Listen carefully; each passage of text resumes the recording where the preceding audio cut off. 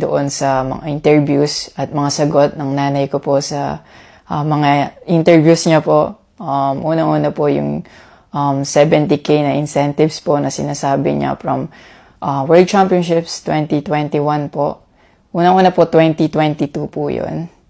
At hindi lang po 70K yung na-receive ko po doon. Alam ko 6 digits po yun dahil dalawa po yung nakuha kong medalya.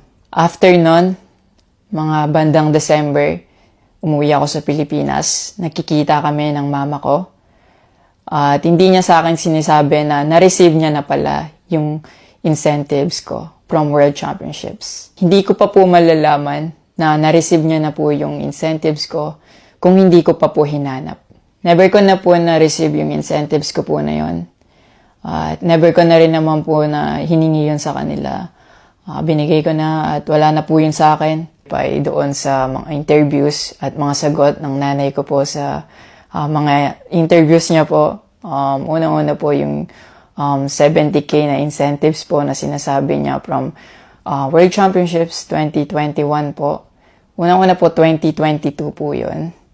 At hindi lang po 70K yung na-receive ko po doon. Alam ko 6 digits po yun dahil dalawa po yung nakuha kong medalya. After nun, mga bandang December, umuwi ako sa Pilipinas. Nakikita kami ng mama ko.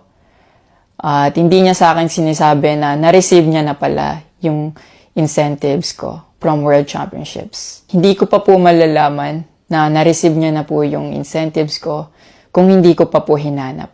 Never ko na po na-receive yung incentives ko po na yun. At never ko na rin naman po na hiningi yun sa kanila. Binigay ko na at wala na po yun sa akin.